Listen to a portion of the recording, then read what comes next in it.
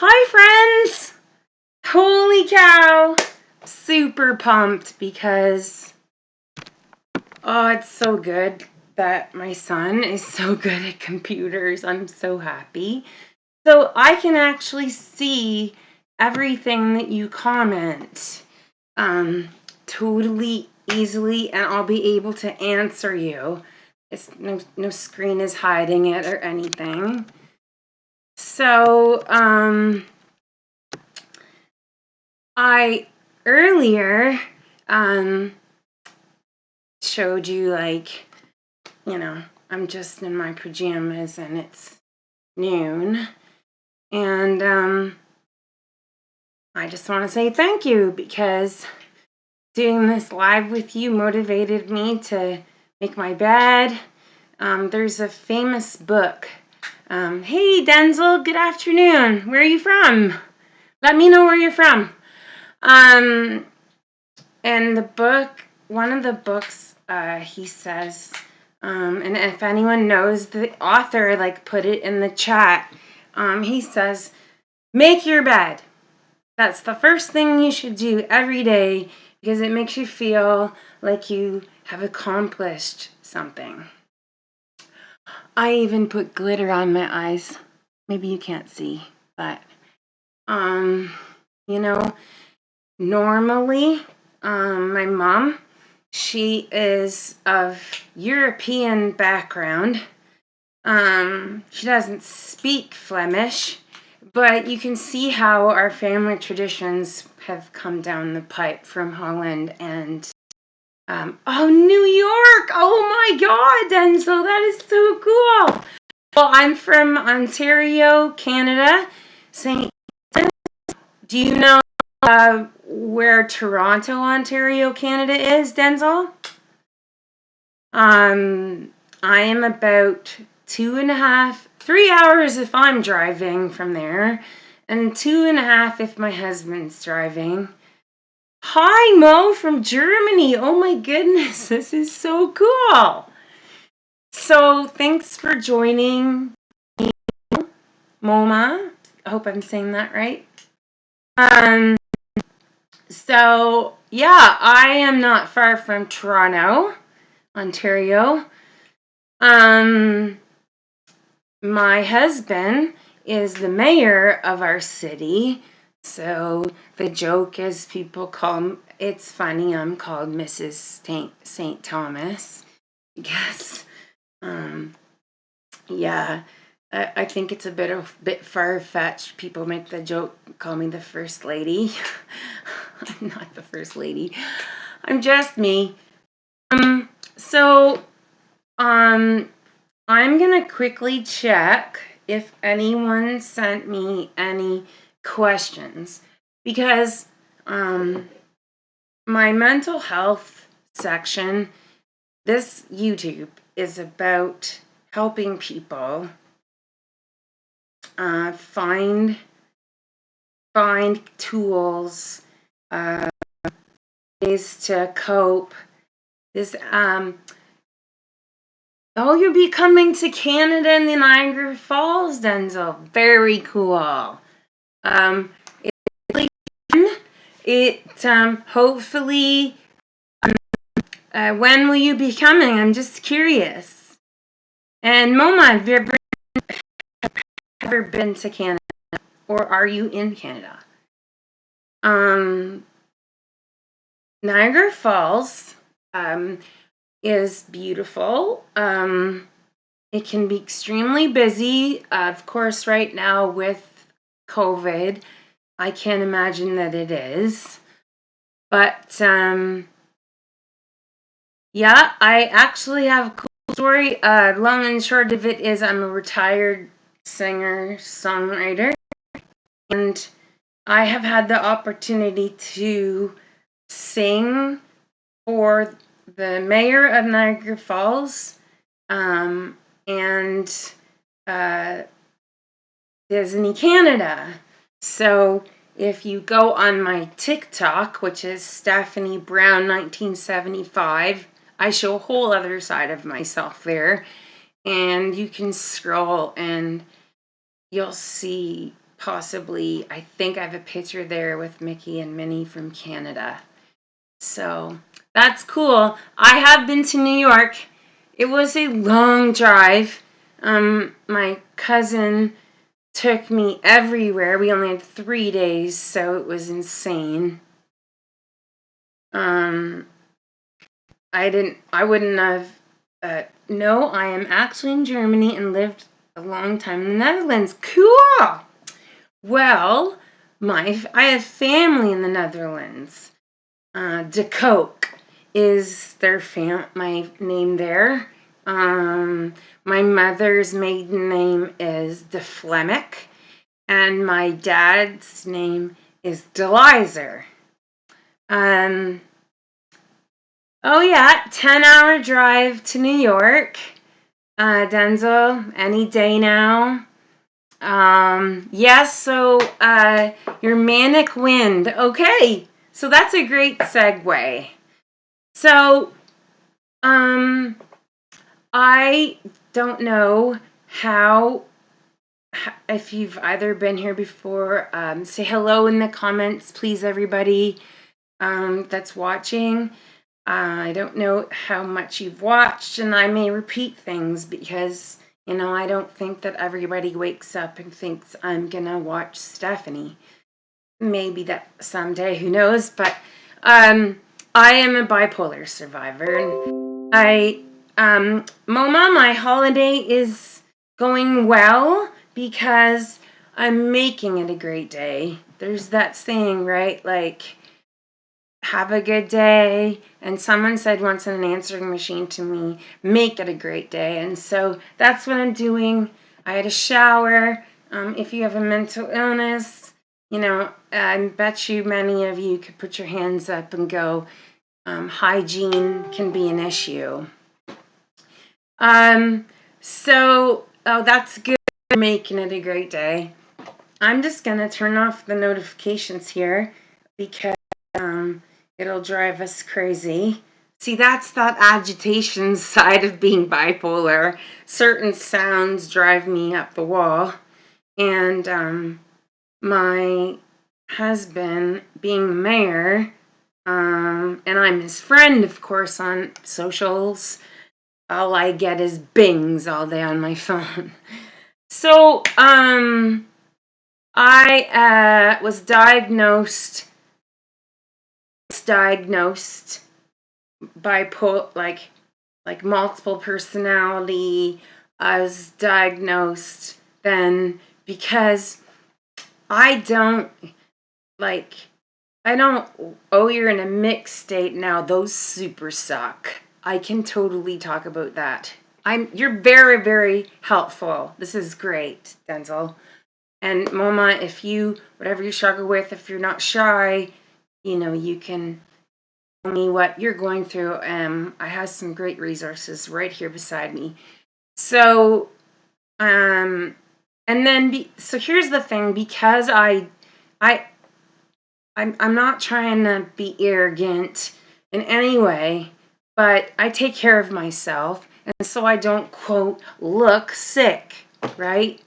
And it's so in the medical community, you can have people who are your doctors who, because you put on makeup or dress nice or and I'm like broke. I went to Goodwill. I dressed nice. I often didn't get the help I needed, and I'm 45 now, and it's been 2 years of really pushing for the right treatment. And I don't know about you guys, but and that it's not something I'm proud of, but bipolar is horrible on relationships. And so I am on my 3rd relationship, and I'm with someone who is determined that we make it through, because he loves me the way that it's been a long road and not easy to find. So with, just to speak to you, Denzel, in a mixed state, personally, like, here's what my friends would say. They'd be like, I wouldn't think that of you. But a mixed state for me is total agitation, total impatience. Oh, thank you. Denzel saying that I'm inspiring him. That's awesome. That's what this is about. If it's one person, I have goosebumps. Because, like I'm not afraid to say that I have suicidal thoughts. I have. Oh, Mama, you were diagnosed 6 years ago. We're the same age. Super cool. 1975, yeah. When's your birthday? Mine's March 1st. So I just turned 45. So mixed state, I'm not afraid to say that if I really spin in a mixed state, I become very angry and agitated, and I feel like everybody's against me. I'm irrational. My thoughts are off the chart, and I feel like if I could climb out of my own skin, I would. I actually have a book I want to share with you. Okay, so that's a very good question. So Moma says, are you guys bipolar 1 or 2? So this opens up a very neat conversation, Moma. So this book right here, if you can see it, it's kind of bright in my office. It's called Bipolar Not So Much. Okay? And it's by Dr. Chris Aiken, MD, and James Phelps, MD. And it's understanding your mood swings and depression. So, so you're bipolar 2. And how about you, Mama?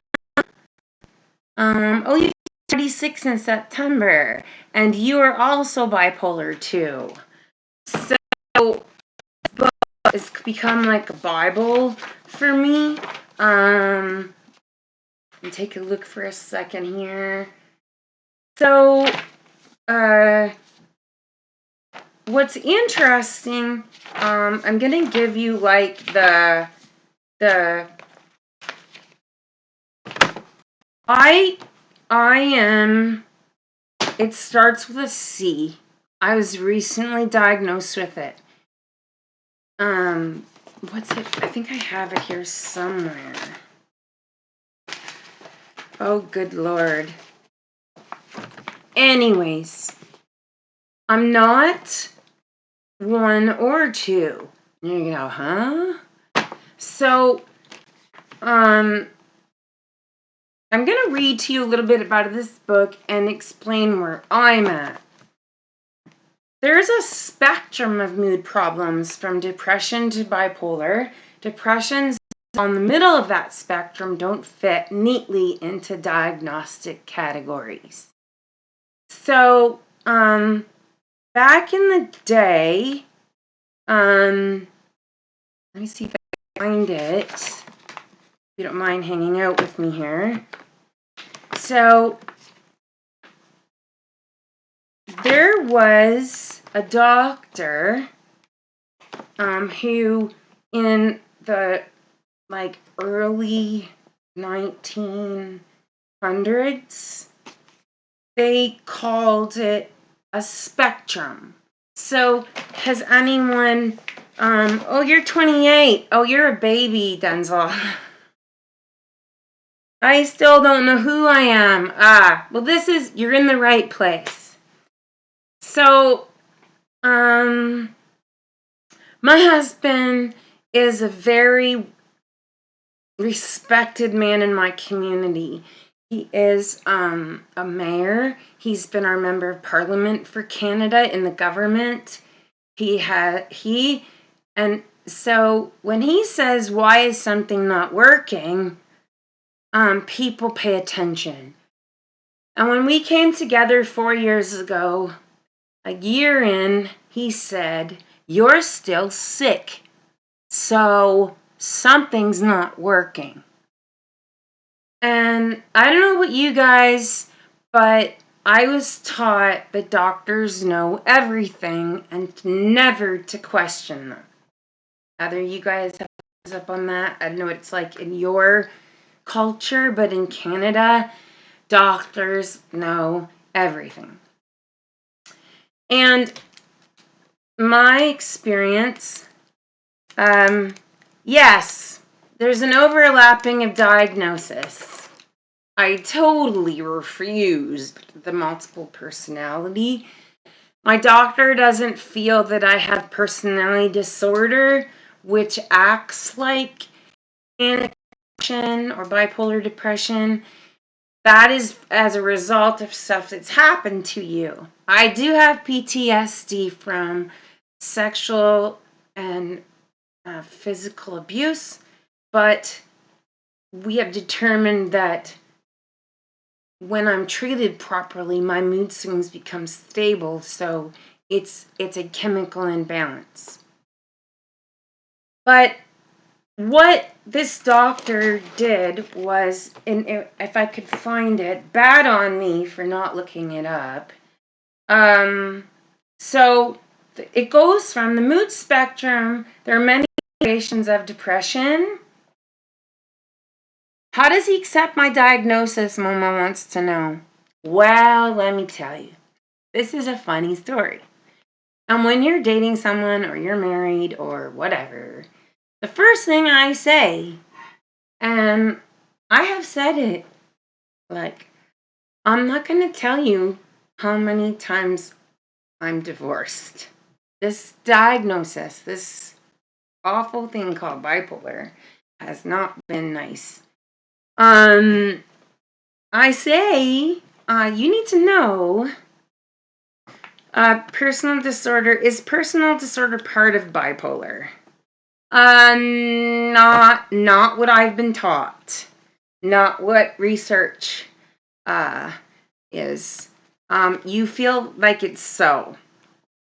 Well, here's the thing. So here's the spectrum. So back in the 1900s, and if I find it, it was a particular doctor. In the mood spectrum view, so the people that believe that we're on a spectrum, right? Like just like, and forgive me, autistic community, if I'm offending you, but I do relate to autistic people, and I'll tell you why.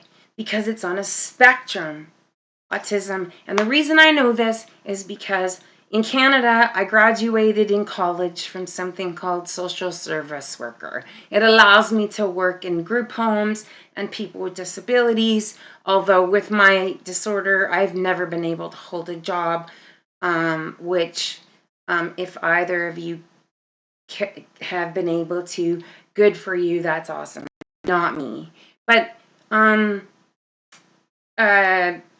so I learned about autism, I actually did a paper on it, that there's a spectrum from high functioning, which is Asperger's, all the way to nonverbal and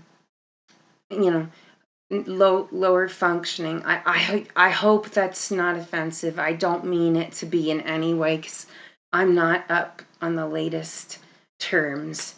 So this particular book looks at us as a spectrum. So unipolar is one side, all the way to bipolar, which is the other side.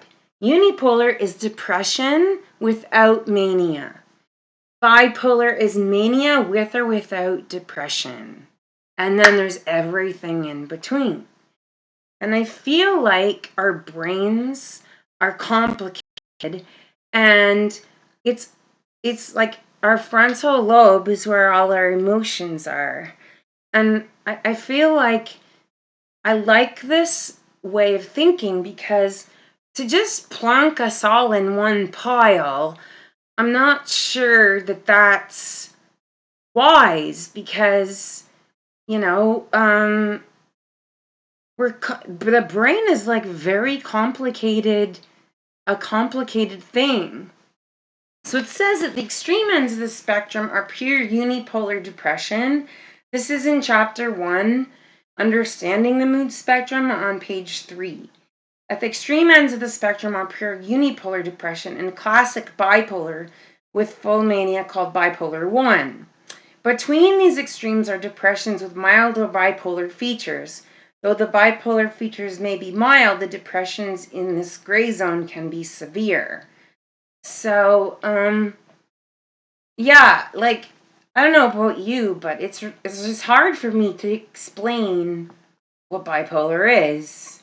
The mood spectrum is a new idea. Okay, here's what I wanted to find. It was first presented by Emil Kraepelin. Hey, it's a German physician, Mama.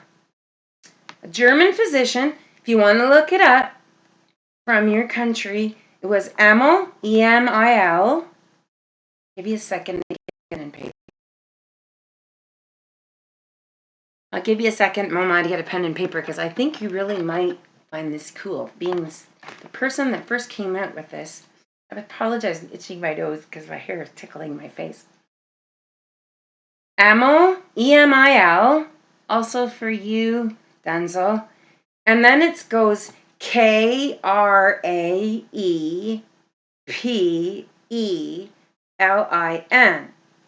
So this person, Emil, I'll do it one more time, Kraepelin, a German physician who discovered bipolar disorders in the early 1900s. In those days, bipolar was called manic depression, and that term applied to both ends of the spectrum.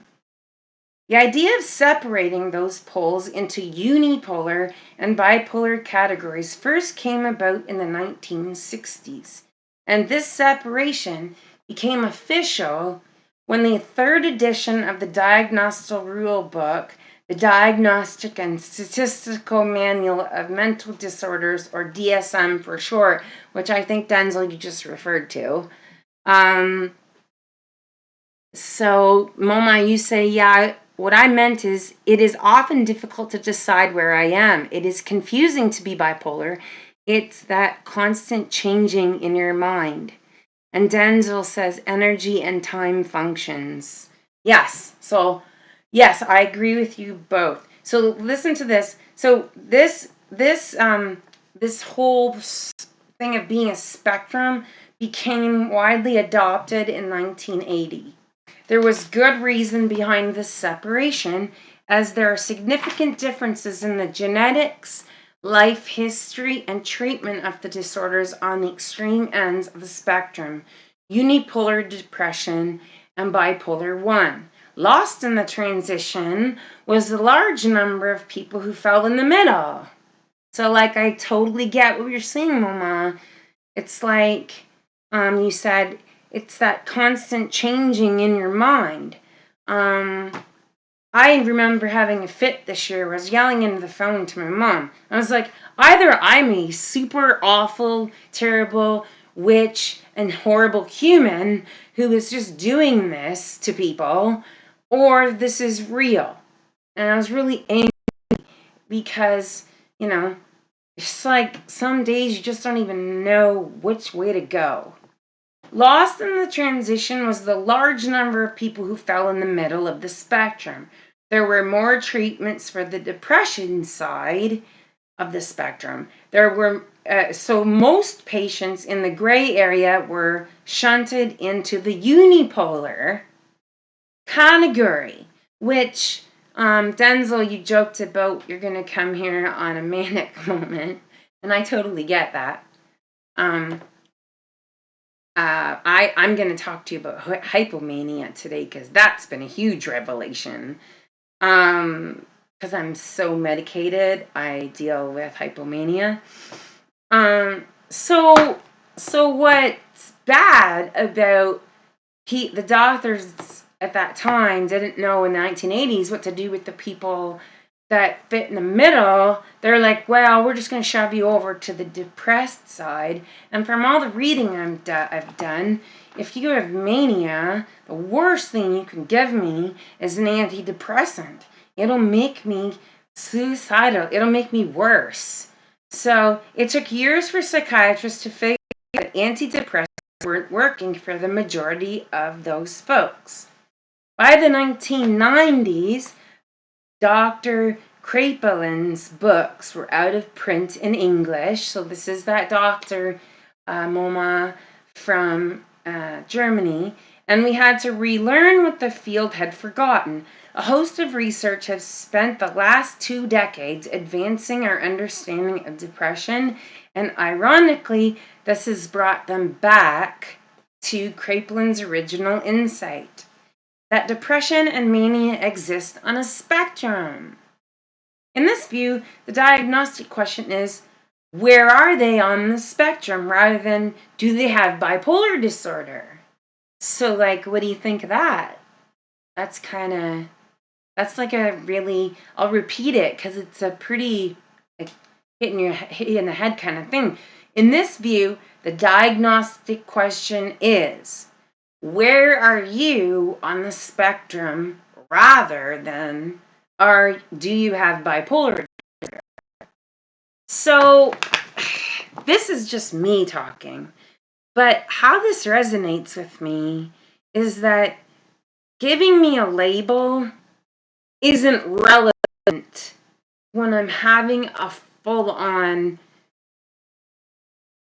episode where I'm screaming at my family because I'm having what I call a fit. And you may look at me and not think that, but I can get really angry. But since I've been taking these new meds, they've been working a lot better. So, you can hardly imagine how radical it was just 10 years ago to talk like that. Just 10 years ago, they started asking, they brought back the spectrum idea. So you can hardly imagine to talk like that. It went straight against the DSM rule book. So like what you're saying, Denzel, is about the DSM. Since then, the idea of a mood spectrum has steadily gained acceptance.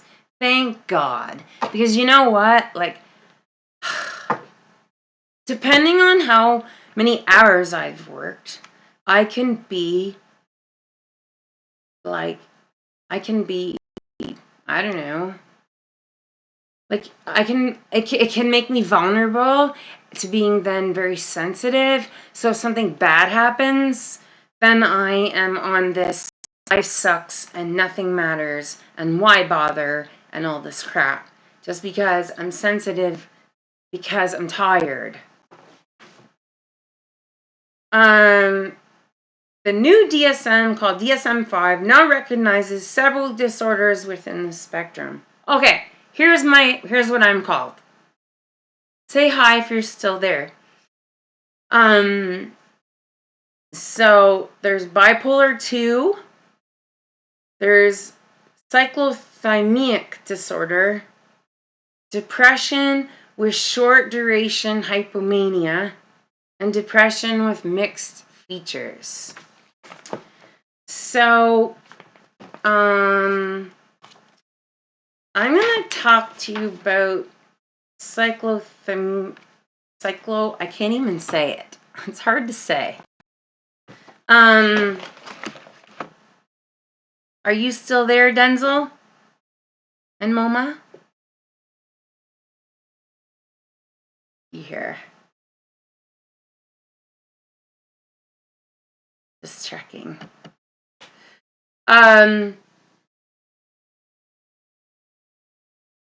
Cyclothymia.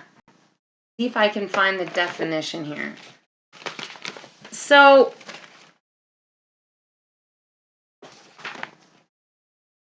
I'm sorry, I should have this. See, this is just me being me, and that's okay.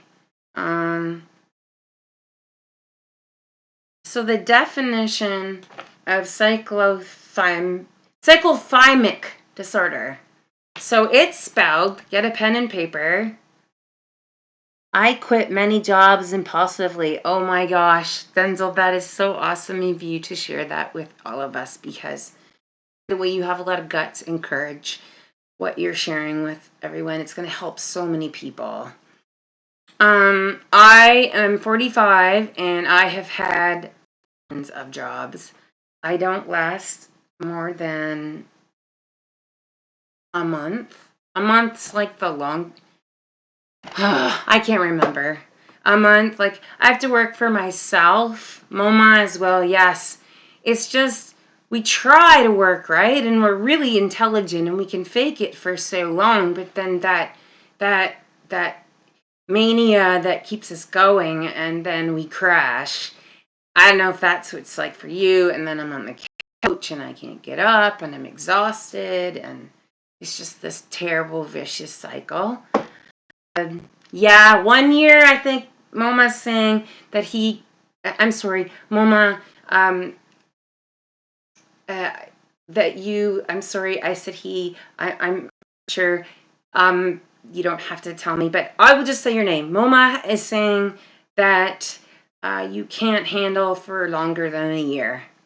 High five. Me too. Me too. And Denzel has a long list of jobs. So if you got a pen and paper, write down CYCLOTHYMIC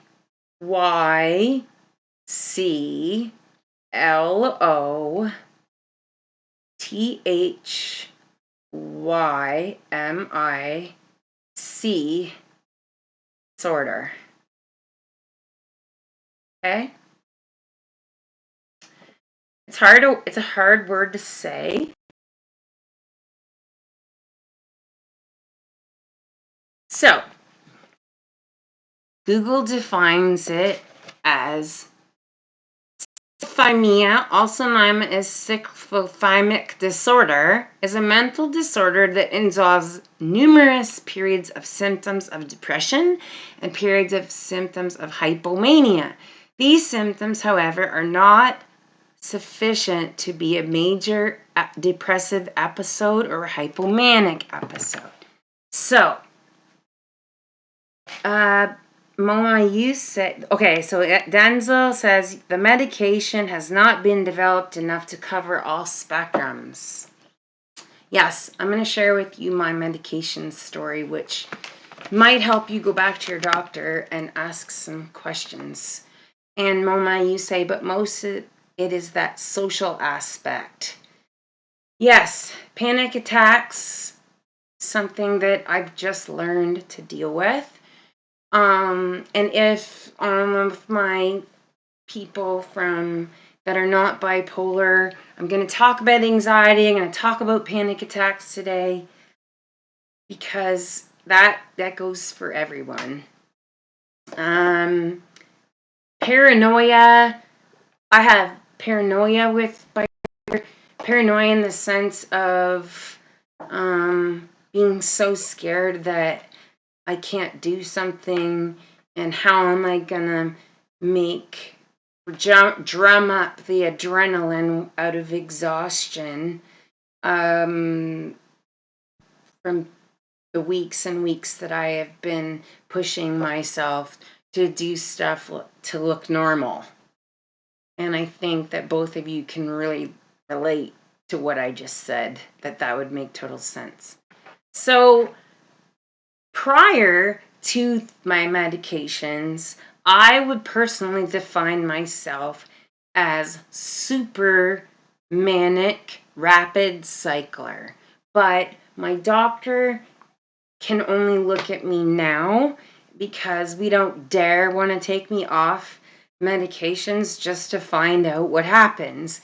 My my depression is like, I describe it in word pictures like being in a black cave with no light that I can't find my way out of. And in my chest, it's like this awful, what's the point? And also, unfortunately, and I'm saying this candidly to help people, not to scare anyone, but I remember this is when I'm not medicated. I have suicidal thoughts of, I can't do this anymore. And that's why I'm doing this channel. Because if we can go, like, sometimes I think that if you're alone in this, you get stuck in your own head. And I can tell my mom, and I can tell my partner, and I can tell my kids, but no one truly knows what it's like unless you live with it. And so I think that if we can be describing it together, then when we have those moments, you can remember what I'm saying. And I don't, quote, look majorly sick with chronic bipolar depression. But my medication, I'm now called, oh, it's even hard to say, cyclothymic disorder. And so I rapid cycle, and I have to go back to the definition again. So it involves numerous periods of symptoms of depression. So I can be like I actually look back here in the comments. Okay, so you just lost your job, Moma, because you increasingly agitated it and it got out of hand. I totally get you. Here's something, Moma, to give you hope. So I'll finish my thought here because I'm working on that. You know how it is, your head bounces all over the place. It involves numerous periods of symptoms of depression and periods of symptoms of hypomania. So my depressions, I can be fine, and then all of a sudden, I can just from out of nowhere, just totally bite your head off and think that you're against me. And in this book, they have proven, this is really, really cool. Yes, you agree, Denzel, that the heightened emotions and increased range. Awesome. Thank you. And Moma, you have pressure in your heart. You actually don't even tell people anymore. And thank you, Moma. You're having so much courage for sharing with us. You're helping so many people.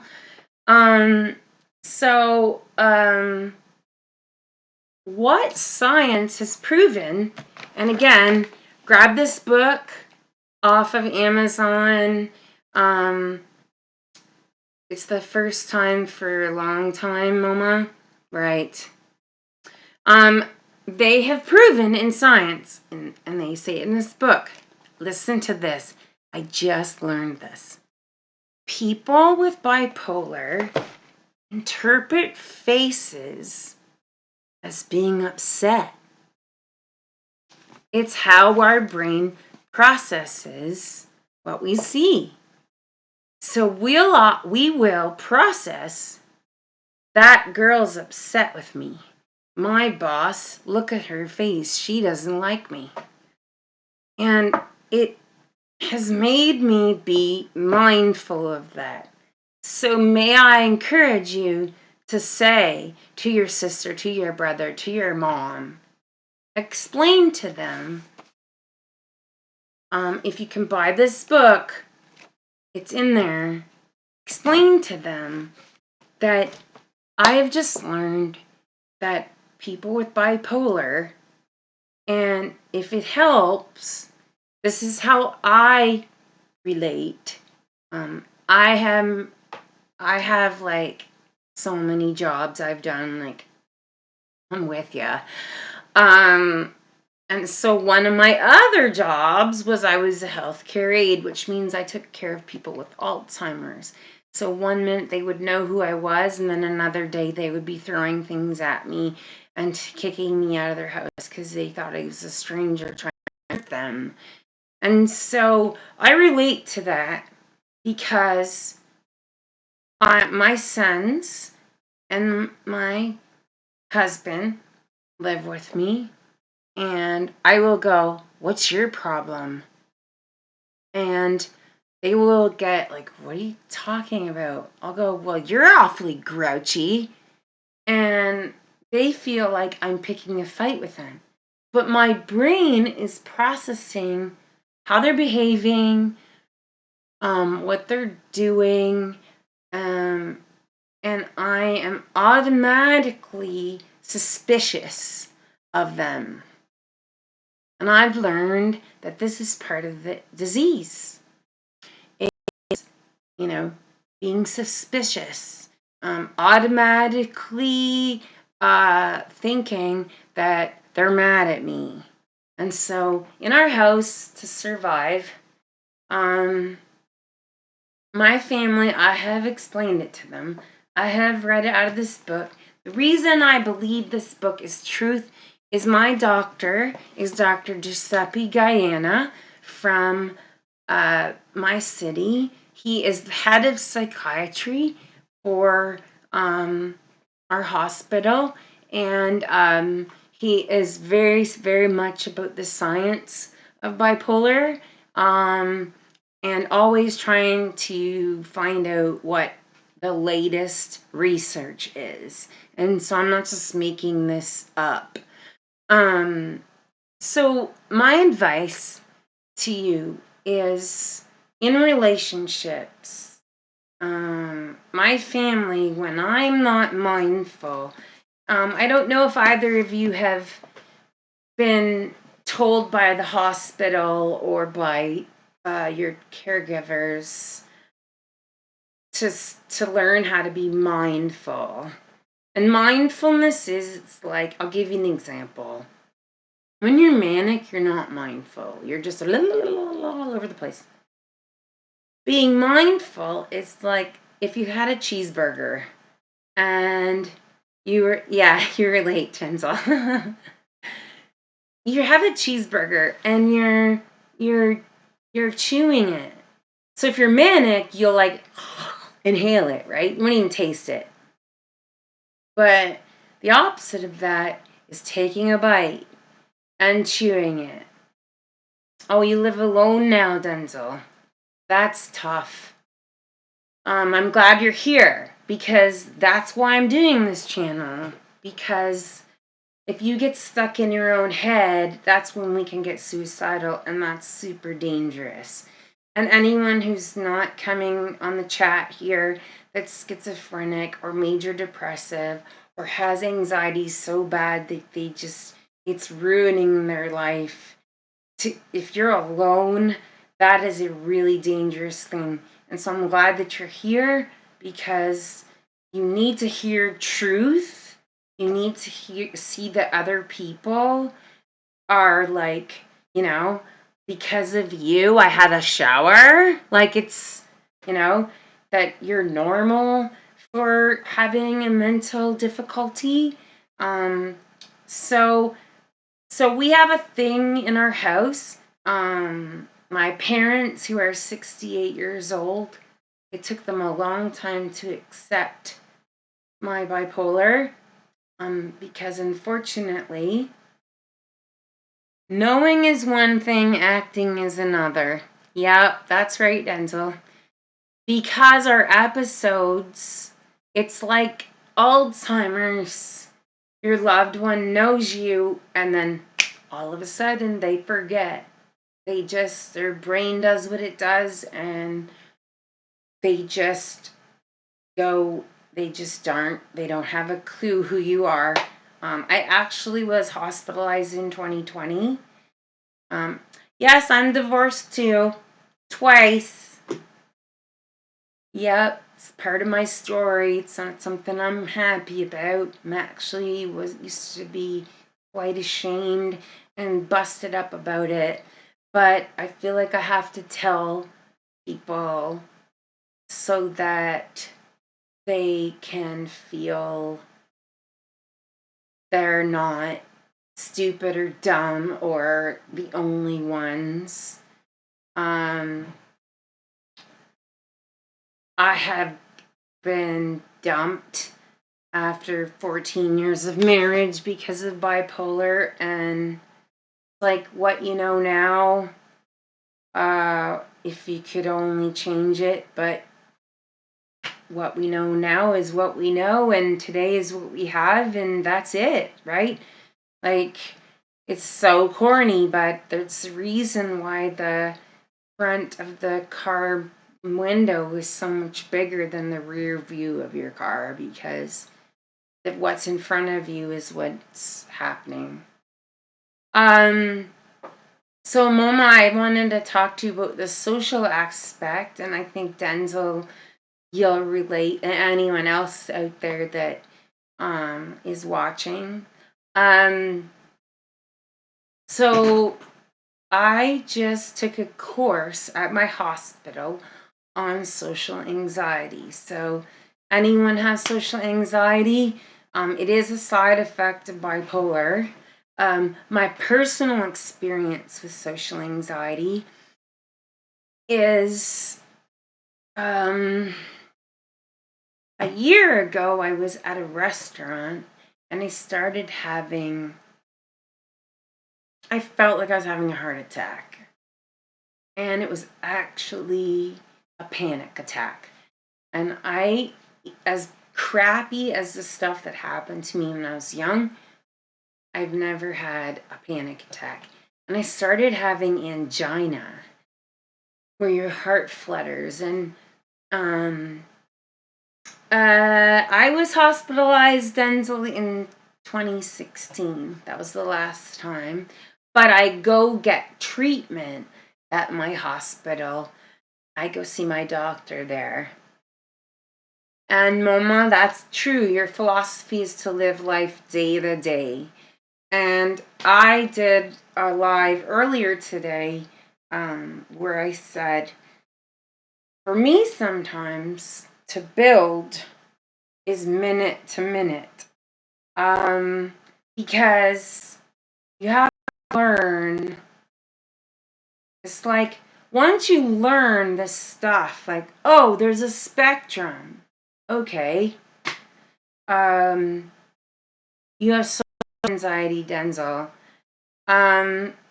Yeah, that's normal. Like 100%. I bet Moma you would relate. Dr. Guyana, my psychiatrist, has told me that social anxiety is a side effect of being bipolar. You have to think about it. Your frontal, the heart thing, boom, boom, boom, boom, boom. The heart thing is like our frontal lobe is our emotions. And Denzel, I'm glad that you're on meds now that have helped. Awesome.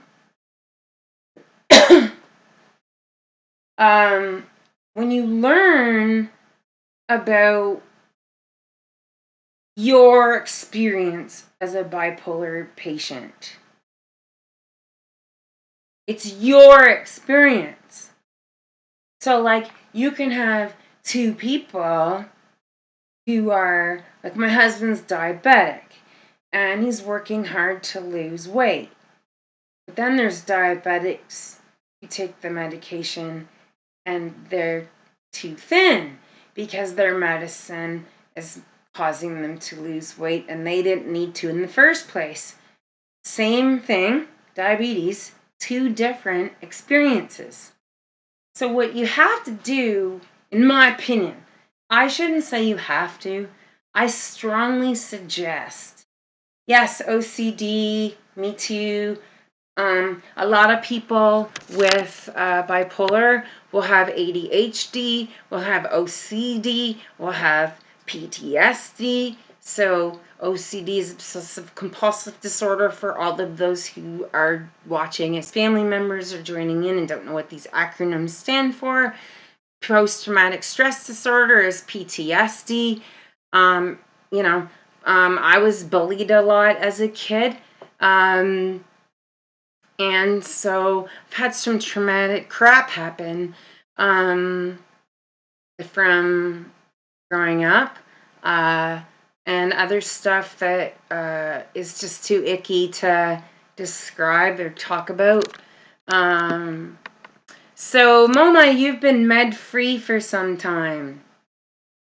You tried meds and then you started to reject the idea. So I respect that. Again, your experience is your experience. And I can relate. I think you said, Moma, are you in your 20s? In my 20s, I was able to manage this for some strange reason with exercise and healthy eating. However, I call that being in remission. And those kinds of terminology help people understand why has Stephanie been so good for 6 months and now she's been admitted. I am on, I'll tell you what I'm on, Moma, to show, just to help you in case you ever do have to go back on meds. Right. And Denzel, you're saying it depends on your personality, your likes. What about bipolar and autism? What do you mean by that, is what I would ask. When I was talking about autism, I was relating it to autism is thought of as a spectrum from, and I don't want to in any way disrespect the autistic community at all. I have the utmost respect for parents and families who care for children or adults, and a lot of the people that are on the higher functioning spectrum, extremely brilliant and are huge, amazing contributors to society. And then I've also taken care of people, again, because I was a social worker. I worked in group homes who were nonverbal and unfortunately had to be restrained sometimes. So, and then there's everything in between. Well, it's the same thing with me. I'm going to be quite blunt so that if someone with, autism hears this, I don't want you to be offended that I can go absolutely off the radar and be like running out my door, irrational, and saying, I'm never coming back. And that's me being in a mixed state. So a mixed state is ugly. My mixed states are anger and irritation, and I just hate everyone around me, and I just believe like nobody gets it, and if I had the guts, I would just commit suicide. It's a very dangerous state, and I have found since medication, I've had to work my way through those. So Moma, you want to know, is there a coexistence? That I don't know. That has not been said in this book. Again, you know what? That's a conversation to have with your doctor. I would say do some research. I think that I shocked my doctor to death because we're extremely intelligent people. And I think growing up, because I was so different and so weird, that I thought I was dumb. And so we grow up thinking we're stupid. And then one day somebody believes in us, like my husband, and I start to recognize I'm extremely smart. And in talks I've done about manic depression, said like one side of my brain has more gas in the tank than the other. And so it's just a little joke that I make. But I have to make the disabled part of it work with the high functioning that is creative and has so much to offer to the world. So you brought up a really good point, Denzel. My divorce triggered me to the hospital. Traumatic events can make you symptomatic. So if my mom were to pass away today, she is like my best friend. I would probably, unfortunately, getting emotional just talking about it. I would probably be triggered into an episode, and it would be like crawl in a hole, crying. I would be immobilized. That's the sucky part of being bipolar, is when you're depressed, you're like beyond depressed. So you're saying, so MoMA, I would do some research. Bipolar, not so much. Chris Aiken, James Phelps. Dr. Aiken's name is Aiken, and Phelps Phelps. And you can get this book on Amazon or eBay.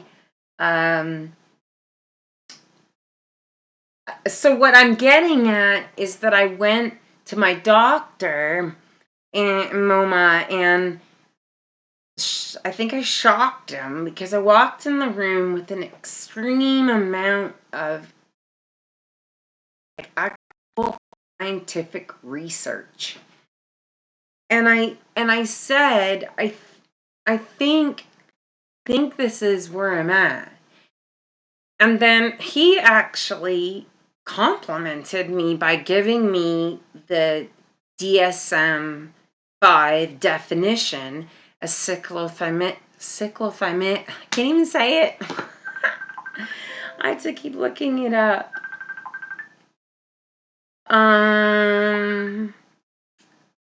Someone's calling me. Dave, if you're Dave Brown, you want to join in on the chat, you can join in here. Cyclothymic disorder. There it is. Say it real quick. Cyclothymic disorder. By me describing, and then I would take a medicine, and I would say, I need,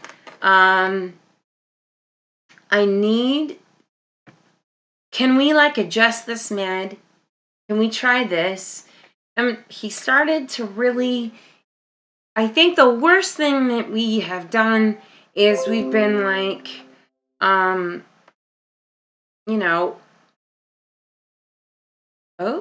where did everybody go? Something happened. Hold on, guys. There you are. Sorry. My computer is being weird. The worst thing that we did or have done, in my opinion, is you tell your doctor what to do, Denzel. Good job. Do I have a diploma? No, I have a diploma. Diploma is a college education in Canada.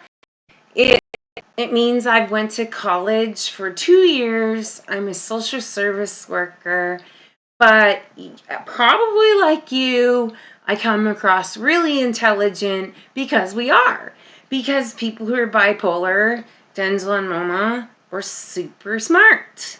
And I don't know about you guys, but like I absorb information like a sponge. I have flipped from I'm dumb to I'm really smart. And actually, there's a girl named Paige on TikTok. I don't know if either of you are on TikTok. You can follow me, Stephanie Brown 1975 on TikTok. You'll see a whole other side of me there. I'm crazy and silly. Oh, you're on there too? Cool.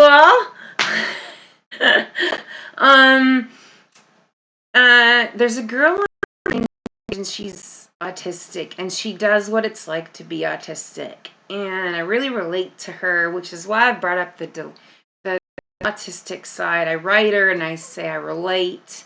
And with all due respect, do not want to say at all that I know what autism is like. But I relate to some of the symptoms. And so sometimes I wonder, maybe that's something to research, right? Is there an overlap, right? I have a son who, I've not had him diagnosed, but he somewhat acts like a little non-emotional, but very factual, and so almost Asperger's autistic, but I've chosen not to get him diagnosed because, really, when it comes down to it, how do we survive? That's it, right? Oh, Denzel, you study the DSM and medication. Google helps. Yeah. Be careful with Google, as you know. Not everything on there is correct. But you studying the DSM, see, that tells me, my good Lord, the language on there is intense. So what helps you, Mama? What helps you? Reading information? Researching? By the way, you guys, Mama and Denzel, I'm having the time of my life with you. And if there's anyone out there who's just not saying anything because you're shy, I hope you're learning lots from us.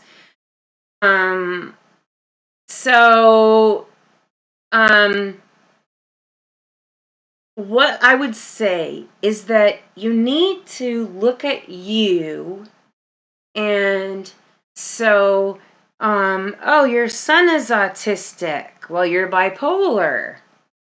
Yeah, like I was just saying, my son, I think there's a tad bit of autism. And again, when you say a tad bit, it's like it's on the spectrum, right? Very, totally high functioning. He's so singular minded, which I don't know about you guys being bipolar. I'm very black and white. He's so singular minded that it's hard to get him to think another way, think on another person's side to a point, because he's so, nope, that's not, this is the way it is. So, speaking about depression and mood swings and anxiety, I took a course at my hospital. I hope they have good care in Germany, and I hope they have good care, Denzel, in the United States. Being Canadian, our healthcare system, as you know, things are covered. However, my medications are not. And so I'm very fortunate that I can afford my medications. But I would say before, when I couldn't, I would not probably be this well. My medications keep me being this Stephanie.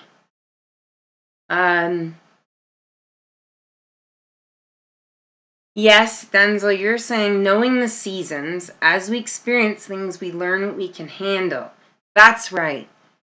If you know, my husband is a very famous politician, and when we go out, I have to take my medicine at 6:30 p.m. every night.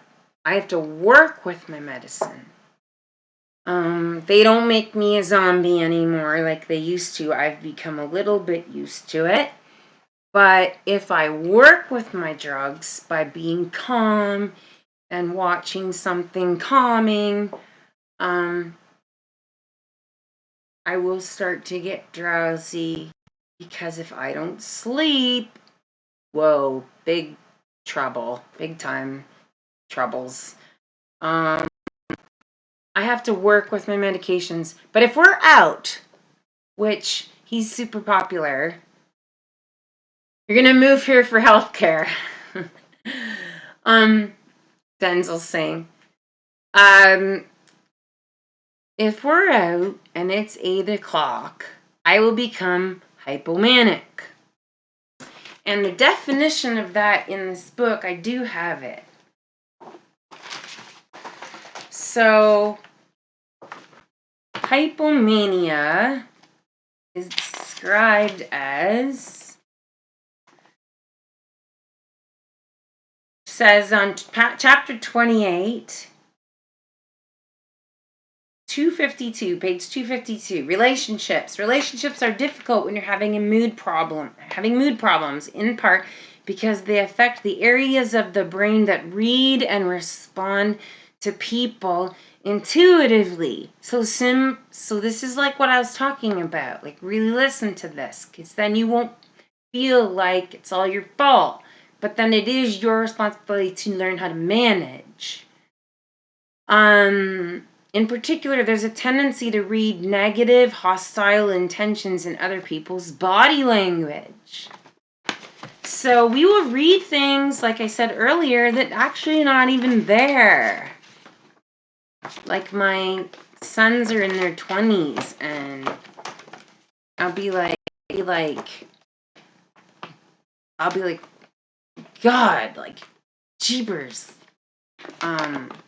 You're such a jerk.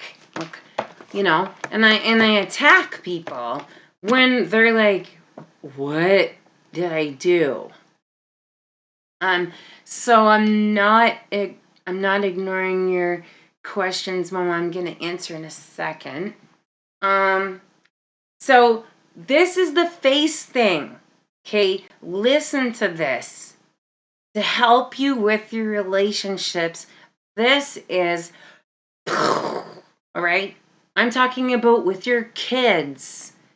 I have absolutely traumatized my children with episodes, which is sad, breaks my heart. They've forgiven me, but I'm telling you this because listen to this. This is the disorder. The brain spends a lot of its time figuring out how to manage relationships. Most of this happens beneath the surface as you intuitively read and respond to other people. Intuitions come from the brain's amygdala. I said that right, I think. Another area of the brain, so the amygdala, I think, is back here. And then it says another area of the brain, the frontal lobes, where I know because I studied it in college, has to do with the emotions. These sort through those intuitions and decides which should be acted on and which are best ignored. So your amygdala processes people's body language, and then your frontal lobe decides whether or not these should be acted on.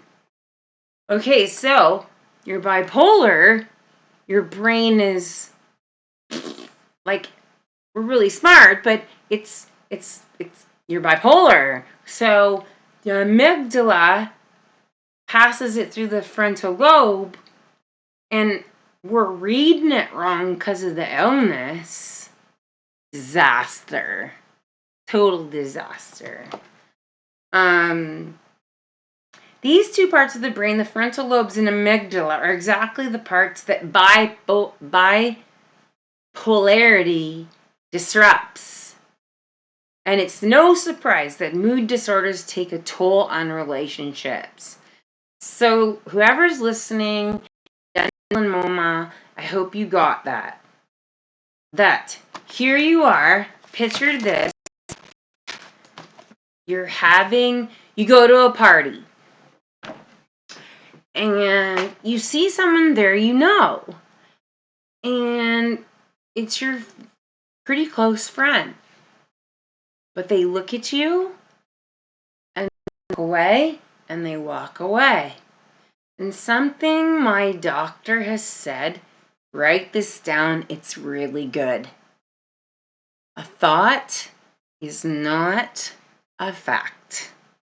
So with the amygdala processing people's body language and facial expressions, and then the frontal lobe decides whether or not these things should be acted on in a normal person, right?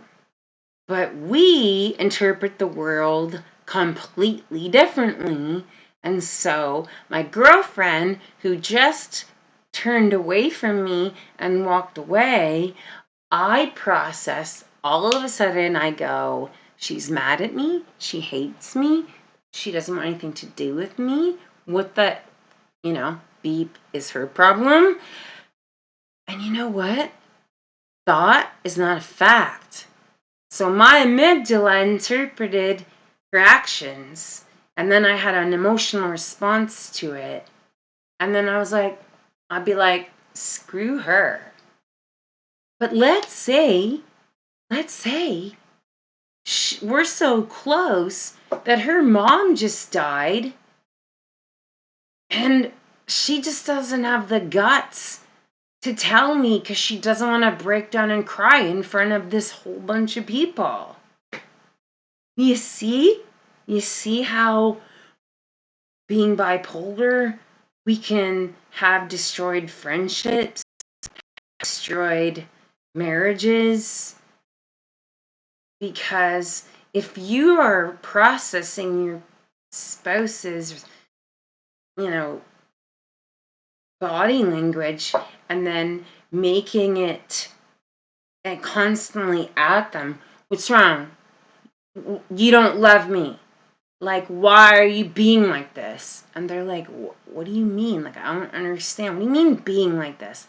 And then the sad part is you traumatize them enough, then they start to become defensive all of the time, and you get in this vicious cycle, and then they are almost having PTSD because it is traumatizing. And the suckiest part is, the other night, me and my husband had this conversation out of this book because I read in Hypomania that the rest of my life I will have to learn how to apologize. Sucks.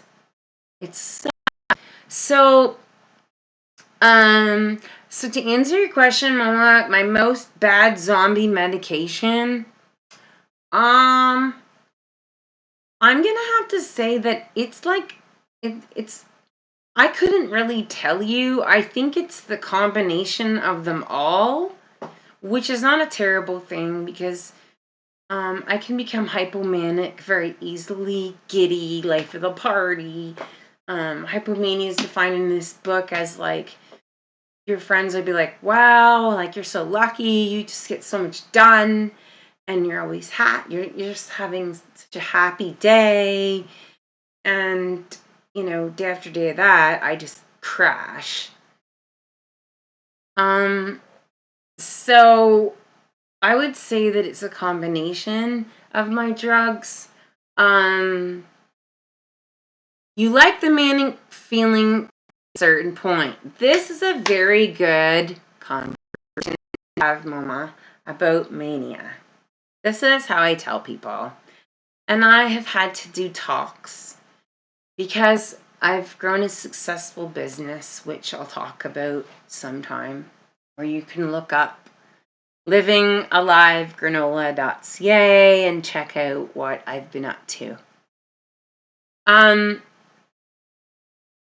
Having mania, I would equate, so I'll preface this with, I have never done marijuana. I have never done recreational drugs. I'm fortunate. I had a dad who was like, if you ever do that stuff, you are in big trouble. And I'm, born 1975, back when parents actually had some authority. Oops, did I actually say that out loud? So I started taking drugs, my meds, and I was like, this is how you feel? This sucks. Life is going so slow. But then I was going to my nurse at the hospital, so I go to my doctor once a month about my medicines and to talk about how I'm doing. But I also have a psychiatric nurse that I see, and I do counseling with them and with her. And one of my conversations was with her is like, everything is so slow. Like, this is so boring. Because I would equate it to when people describe being on cocaine, I would equate being manic to being on cocaine. And it felt really good. But here's the thing that is eye-opening. I have seen someone else in a manic state. And it's actually very frightening to watch.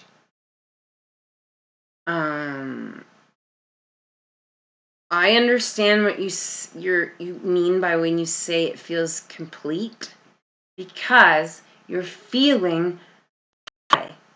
And so when I say to my kids, I'm high, they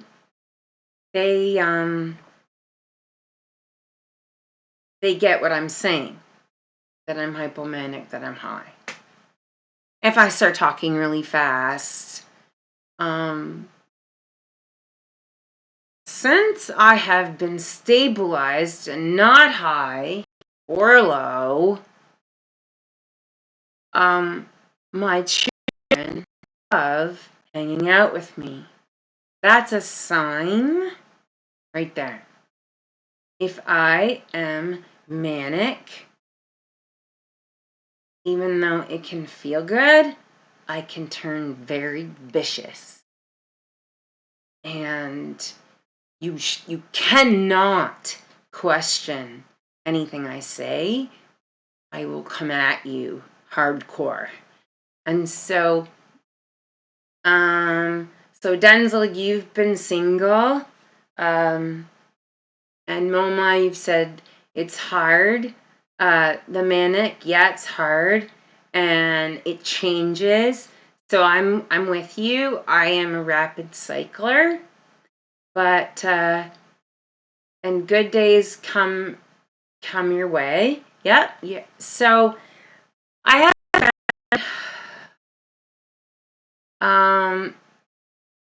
and Denzel, you're saying you gain 2 and lose 20. Are you talking days or pounds? Yeah, like maybe you're only hypomanic and not full-blown manic. So, hypomania, in my book here, says how hypomania affects relationships. Even when hypomania is positive and happy, it can strain relationships. So this is my book, page 254. Bipolar, not so much. You may become impatient with people who can't keep up with you. Anyone relate to that? You said you once drunk and smoked pot. That was not near as high as I am manic. Yeah, so I actually have asked my doctor, so Moma, you mean hypomanic. I've actually asked my doctor if marijuana, because it's legal in Canada, would be a good thing for me, and he said no. There is no research that it is good. It is a depressant, so that would be bad for me. I don't want to be low. I want to be level, whatever that is for me. So even when hypomania is positive and happy, it can strain relationships. Yes, friends are hard to find. Yes. I always say to people, you don't live with me. So it says when hypomania darkens, so remember, mania has a dark side. It makes you mistrust. So one of you said earlier you mistrust people. You mistrust the intentions of others. The facial reading part of the brain is altered in hypomania so that everyday faces appear more threatening, angry, or menacing. Whoa. Right? So that's why it's hard to make friends. So in a hypomanic state, how it affects relationships negatively is you mistrust the intentions of others. Something happens that makes you feel betrayed and you lash out without thinking it through. The other person is shocked and looks afraid. I'm on a mood stabilizer too, Denzel. Your brain misreads their fear as anger, which turns the fight up a notch. I have one really close friend. One. Well, I have two. One is really busy. So I respect that we can only see each other when we can see each other. And I have one friend I talk to every day. But mainly I'm really focused on my kids and my partner. I still have a teenage daughter, so that's a priority right now for me. So I want you to really get this. So here's what happens. I'm going to read it again. In hypomanic arguments often proceed like this. This is just what my partner and I are working on. First, what happens is you mistrust the intentions of others. Something happens that makes you feel betrayed and you lash out without thinking it through. So, as like my mom would say, you make a mountain out of a molehill. The other person is shocked and looks afraid because, like, you're making it way bigger than it needs to be, right? Rationally, just shut up, walk away, and take a minute. But when you're hypomanic, we don't have that process. Your brain misreads their fear as anger, which turns the fight up a notch. And for me, here's a phrase. You want to go?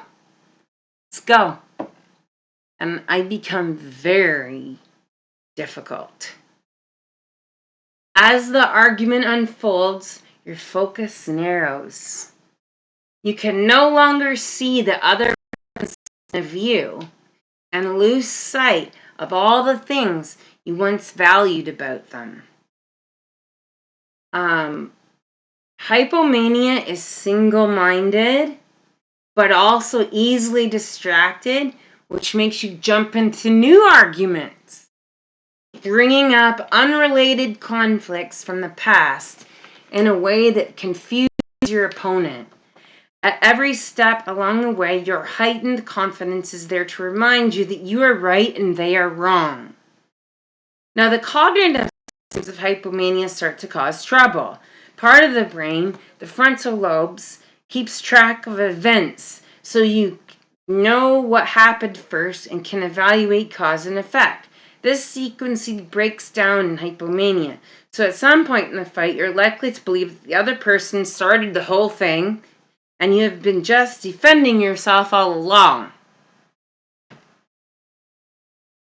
Anyone remembering an argument like this?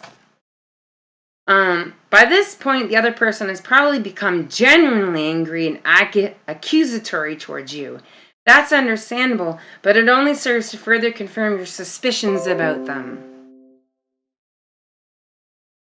As exhausted frenemy tries to compromise so the fight can come to an end. However, hypomania is not easily satisfied, so it's unlikely their offering will feel big enough to compensate for the painful injustice you've endured. Thus, you persist in pursuing a greater apology, which further offends your partner. Alright, like that was a lot to take in. So, I'm going to look at your questions here. How do you handle money, Denzel? You want to know. And how do you release the anger? Okay, so the answer to the first question, how do I handle money? For many years, I didn't have it.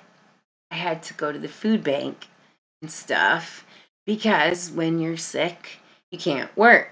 And it's not, it's not easy to get on our program here where you are called disabled.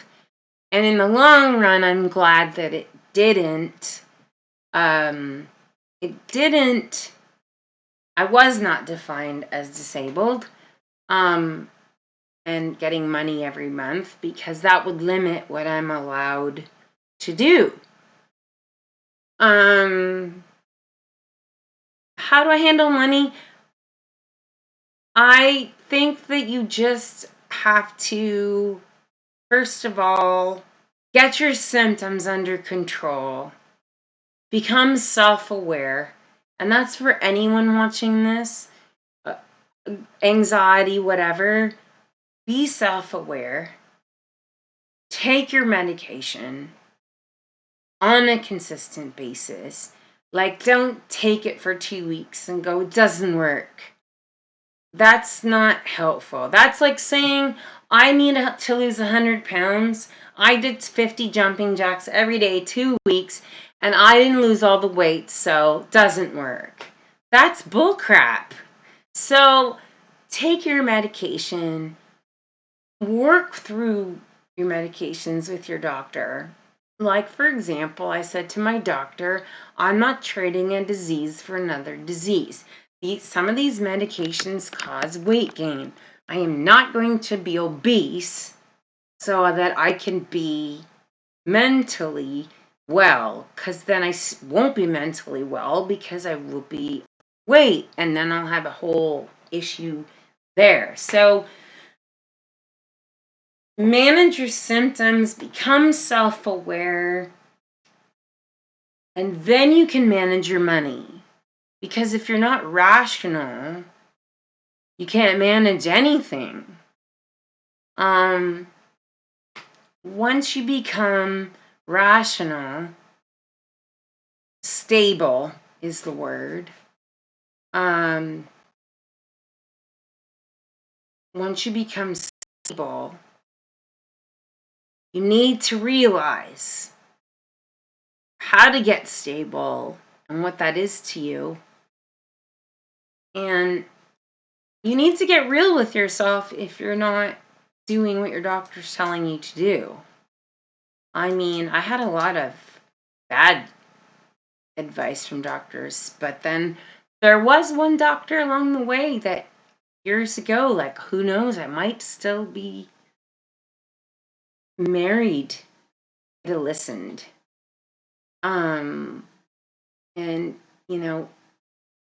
he told me what I should be doing, and I didn't listen because I was not well and was not rational and did not see what he said as truth. So, get stable, get your symptoms stable, and then get a book, a budget book, and write down your expenses. Like, what are your must have? Like, you must have groceries. You must have your medicine, whatever. What are your absolutes, and write out what those cost. And then look at your wants and put them down on paper. And oh, thank you, Denzel. No, I'm 45. I have a few wrinkles.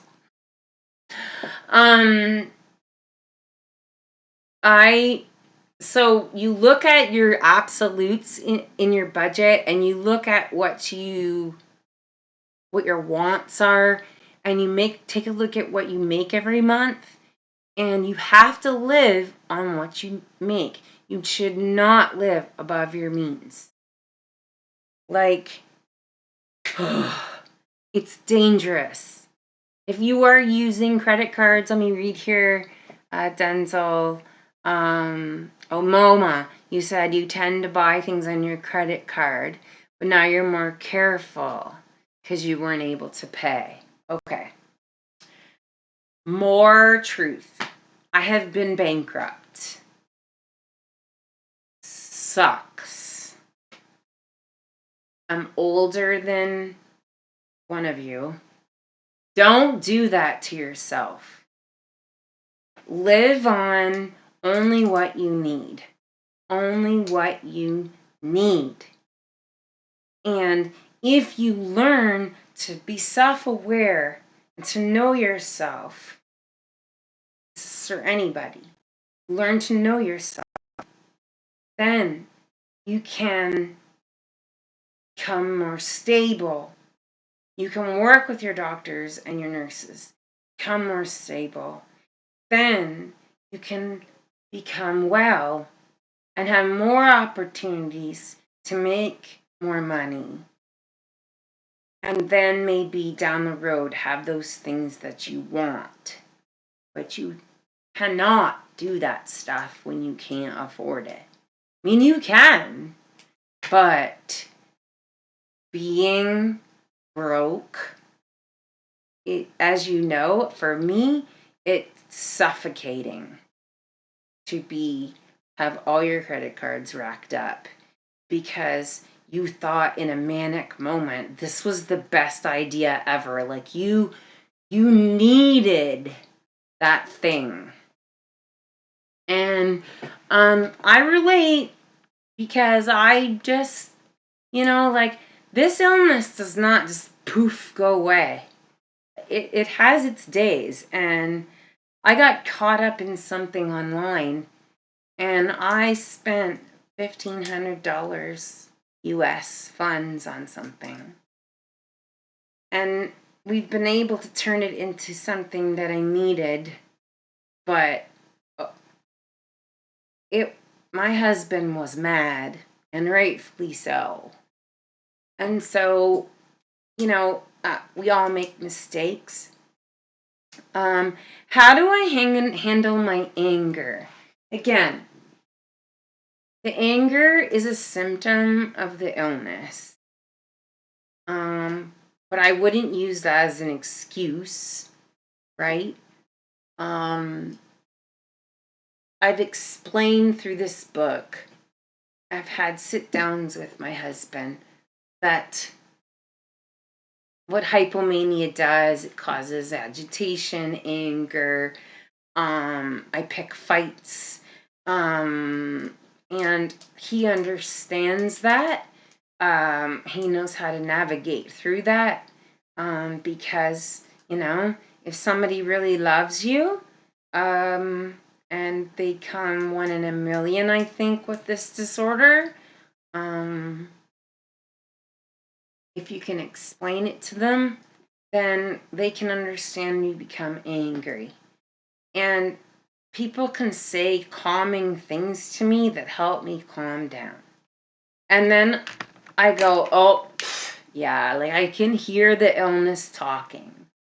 So I would say, yes, so being kinetic, being active. If you follow me on Facebook, if you follow me on TikTok or anything like that, you'll see that being fit, Fitness is a huge part of my life. Huge. I do something called CrossFit in Canada. I bet you I know for certain you'd know what that is, Denzel. Mama, I don't know if they have CrossFit in Germany, but it is like army style workouts. And I 3 times a week. I get up at 5 a.m. I have coffee to get out of the zombie drug induced coma, I call it, from my meds. So wish you were here yesterday before I spent the same amount. So, yeah. So get a book. Go to Denzel, you live in the States, so here in Canada we have something called Staples. I don't know what your store is called over there, but it's you can get a budget book. You can print them for free offline, budget sheets, and it takes discipline. And I think when you're OCD, you can take that to your advantage, which is when I am set on something, my husband, I'll go, Stephanie, you're becoming obsessive. You're not going to pull me away from what I'm doing. And that can be an advantage sometimes. And with my job, I have to have family tell me, okay, it's time to stop. Well, you do have CrossFit too, Mama. It's kind of pricey. I don't know if it is there, but it's kind of pricey here. Now, with what's going on with COVID, I don't know, but you're the running type, Moma. Yes. Well, sometimes we have running. Like the other day, what is today? Sunday? Yes. It was Saturday. It was Saturday. Gosh. Do you notice how your brain races with bipolar? How one day just goes into the other? And it feels like it was 2 weeks ago, but it was yesterday. That just drives me crazy. I just call it out so my friends are like, whoa. But we had to run 100 meters, then do 16 push-ups. Yes. I am pretty muscular for a woman. If you look at my TikTok, when I flex, I'm pretty lean, but being an athlete is very important to me.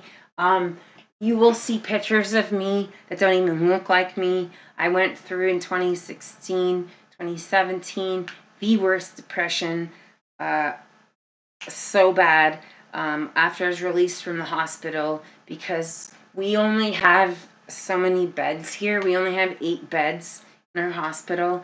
They can't keep us for long, and they send us home. People like me who have a supportive family, and because I was so manic and so depressed, my kids had just had it with me, and so my kids had it with me, and I don't know if you're getting this, you feel in a manic state, but your family around you actually get very upset, and it scares them. And so I was so low, because my kids didn't want to see me, and that's hard to say, but I'm gonna hopefully save lives by telling my story and help you as well, as one of you has kids, that I became 50 pounds overweight.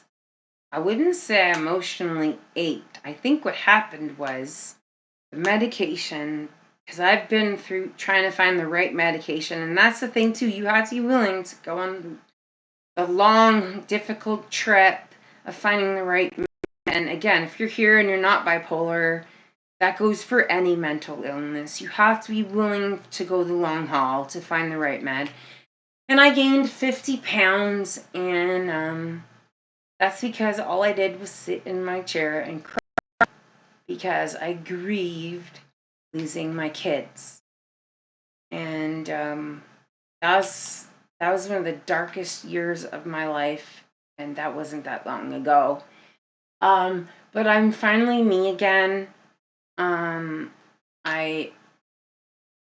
fit. I'm working through trying to focus on the hypomania, because because I hurt people when I'm hypomanic. And hypomania is kind of a close relative of mania, and with mania too, if you do it like they almost called me unipolar because pre-medication I was manic for 6 months straight. And I can be pretty hilarious when I'm manic. And there are people in my life, like when I went to high school with, who thought I was drunk all the time because of the mania. So, but my biggest problem with mania is why it's not good for you, and I want you to hear this. If a regular person is driving 50 kilometers an hour, or I don't know, in the States, miles, I don't know. Let's just say you're driving 50. In Canada, we say that. I will be driving 110 in my car. We're going to the same place, but I'm going 110. That's not good for your body. In your neck are your adrenal glands. And if you're always hardcore going hard, that is bad. And in college, I missed half a year because I got so sick physically, because being manic all the time, we are not built as humans to be going at top speed all the time. And then the insomnia, not sleeping. I used to get strep throat and bronchitis and all kinds of I was always had the flu, like violent vomiting. I'm sorry to be so blunt, but people who are bipolar who don't understand, because we can't see ourselves when we're manic or hypomanic. It's the people standing beside us who can see it. And I have a friend. Yeah, you're smiling, Denzel. Manic 1 hour on the treadmill runs. Ready for a marathon, then crashed. Yeah. How does my low feel? My low feels like, why was I born? What? I'm tired of fighting this disease. I'm sick of it. I don't want to do it anymore. I'm going to try not to get emotional, but I won't say because I want to protect my family, but I say the person's name in my family and I go, I know why they killed themselves. Because, I hate living with this. And it really hurts my family to hear that out of my mouth. But they need to know how hard it is for me to fight this. I'm almost getting tears in my eyes. And so, both of you or anyone out there You're not alone. Moma, you said you tried to, let me see, for the last 20 years, you fall and climb up again. Somehow I'm getting tired. Yes. So, Moma, I will tell you, I can't remember between the two of you, but I think you're the one that said you're 28 years old-ish. When you're 20, I'll give a dumb example. When you're 20, you might be able to stay at night, like, not bipolar, okay? You might be able to stay up all night, party, drink, and still get up the next morning and go to class and be like, wow, that was a fun weekend. And then, sleep one night, catch up, and maybe you don't do that till, I don't know, a few months. It was someone's birthday or something. Well, being manic depressive, Moma, bipolar, whatever title you want to give it, cyclothymenic for me, which is rapid cycling between depression and mania, hypomania actually. You do it for enough years, your body starts to go, nope, not anymore. You can't, your age is with you, and I am not right down. It rips your body apart being manic. And what's really, I need you to get, Mama, and anyone who's listening, who's young, they have done scientific studies on someone who's gotten treatment early on in their diagnosis, good treatment, proper treatment. They've compared your brain to my brain, and if you're getting treatment and you're stable, and I'm now stable, actually our brains look different because I received the right amount of treatment too late. And so my nurse said something to me very scary. I've been hospitalized twice. Probably should have been hospitalized like 10 times. But sadly, one of my children took on the job of looking after me, which was not right. I slept a lot on the couch because I was burnt out from being manic. And that child would make me food and cover me up with a blanket, and has really serious problems right now because this child feels like they are supposed to take care of everyone, and it's leading them into relationships not healthy for them. And you don't want that for your child if you are going to have children. And so the point is that I hid my mania breakdowns behind closed doors, and Denzel's right. When you're on low drive, so back to what I was saying, there's that ADHD mind. I have ADHD combined with bipolar and PTSD.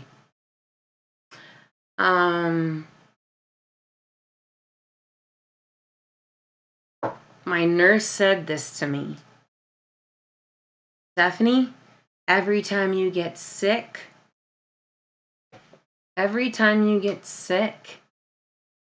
it's going to take longer to get better. And it has. The last hospitalization took me a year and a half at home to recover. So, Moma, I hope you're getting that maybe it's interesting, be an interesting thing to ask a friend or family member, or just to do it. I've seen a guy videotape himself in a schizophrenic moment where he's hallucinating, and he records it because he wants to know if he actually saw someone sitting on the couch. And maybe you need to record yourself in a manic state so that you can realize how hard it is on you and how unhealthy it is and how it will cause you not to have friends or relationships because mania makes people not want to be around you. And it makes people want to leave you because it burns them out. Because you've always got a new idea, you're always changing jobs, you're always burnt out and not able to contribute and do your share, right? When you crash and burn. You're not willing to take medication. They're just being annoying. You know, I mean, if you don't relate to anything that I'm saying, you have to. You must. So I would record yourself, Moma, in a manic state, or ask a friend to. Hypomania, I'm able to almost, it's weird, step outside of myself, and my husband will go, Stephanie, you're kind of giddy, and I will feel myself being giddy but feeling tired at the same time because my gas tank, like my foot on the gas pedal, is more than it should be. And so self-awareness, that's for anyone. So hypersexuality. All right, so like I'm not afraid to talk about this. Any, again, who's watching this who has a friend or a family member with bipolar, I'm not sure about what other illnesses this is an issue, but because the frontal lobe of the brain is where all the good feelings are, you also have, I would describe, my personal description of being manic, but mixed state manic, like that's the lethal one. Like that's when you could like punch someone in the face because you're so not in control of yourself. I would describe my feelings were like nerves, like tips of my fingers. Everything was hyper sensitive. So that goes for sex. You're hyper, you're overactive emotionally in everything, including sex. And it's not something I've never heard anyone talk about. That's why a lot of people, it's not okay. I'll preface that. That's why a lot of people have affairs because their partner can't keep up to their sexual desires. But for me, the medications do help. I am on medications for ADHD. I'm on medications for a mood stabilizer. I'm on anti-anxiety medication. And I am on, for you, may be relevant, may not be. I am on, how to explain it? Because I don't know how many people I'm talking, but if there are any in the crowd, every 3 weeks I would become not nice. And so I suggested that we take the estrogen out of my system that went like this, made me worse. So I recommend that if you are bipolar, you do not date someone who's bipolar. And if they're a woman, they have it harder because our hormones do this every 3 weeks. We become not nice. And so I asked them if they could take out the estrogen, and then like taking insulin for diabetes, put it back in so I don't do this anymore. So that, if anyone out there is a woman, you can message me and I'll tell you more about that, and you can talk to your doctor. So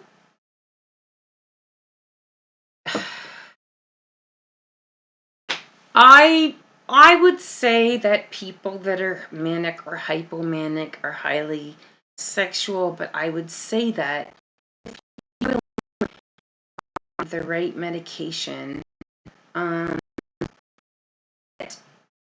it will curb those emotions in the frontal lobe of your brain that make everything feel like, I don't know, a party.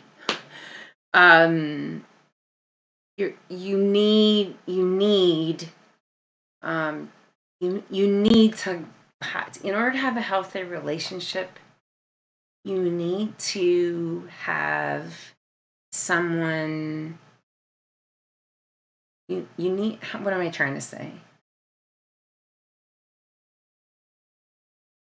You need to have a partner who understands the effects of mania on your sex life as a couple. It should be talked about openly. Also need to take responsibility by taking medications to try to make it stable, because you don't want to be irrational and destroy a relationship by having an affair and hurting the person you love most, because you're just like so, everything, you're not rational. You fantasize, you and that person you're with doesn't deserve that. So it's not our fault that we have bipolar depression, but it's also not it's not fair to them if you're not willing to try to find a way to manage your sexual desires where you keep it if within the relationship. So to answer your question, Mama, do meds lower your sex drive? Yes. Sorry to break it to you, but yes. The name of my meds, okay, so birth control, I'm not on birth control. Let me see if I can do them off the top of my head. I am on amphetamine, In Canada, some of these are narcotics. They are helpful to me. I have bipolar, chronic, and severe. So I have to have severe treatment. I don't abuse them. There's a problem with people who take narcotics for treating bipolar, that they can become addicted, but they use it the wrong way. So if you have a problem, hypomanic, OCD, and hypersexuality, my hand will fall off. Okay. So I'm on. In the morning, I take Estradiol, progesterone, which are both hormone replacement therapy, which help keep my hormones level, which probably affects my sex drive. People don't talk about this stuff. I'm probably making some people in my community faint, but it has to be talked about. It's a real part of the illness. So the hormone replacement therapy, I also am on a needle like this long that takes the estrogen out of my system, and then the progesterone and the Estradiol put the estrogen back in my system at a level I am stable. What I have is that it has dulled my sexual appetite, which honestly is fine with me. Because you have to weigh the good with the bad. And I want a relationship with my children. I want friends. I want to sing. I want to be part of my church. And being not medicated and not doing my part and being sick is going to give me a very limited life. And being manic and feeling that so good, supercharged feeling. I've joked and said I've never done drugs, but the way people describe shooting up, it must feel like that, because it's euphoric. That's a word that we use in this illness, is euphoria. And I will trade euphoria with having dinner with my daughter any day. So you have to I'm not saying that your sex drive is zero, but it is way different when you become stable. And you just have to accept that, my friends might have fibromyalgia, and there's things that they have to do to be healthy, and that's their responsibility to do so. And I feel like reading these books and going to the doctor and taking my medications and listening to my family about what matters to them and how I can participate to be well, it's my responsibility. And if you find what I'm doing right now, if you find that I'm calm, I forgot to mention that I take, maybe I've said it, I take amphetamines, which is a narcotic, but I take them only as prescribed in the morning and at lunch, and they are for my ADHD. And even though they are a stimulant, it's strange how it works in our brains. It causes a calming. And so I don't have these conversations with my daughter that drive her up the wall, or my partner. I mean, I still do it because, the doctor told me this. Please listen to this. This will never go away, Stephanie.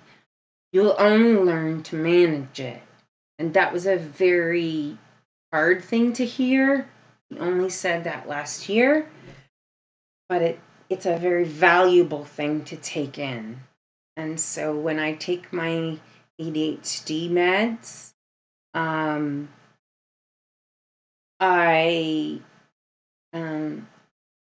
I can focus on one thought at a time for the most part. The hypomania is still there, but some part of me, then there's the whole other element of trying to figure out which part of all of this is just you being fun and silly and creative and who you are. And once you get stable and take your medications, you get to discover who that person is.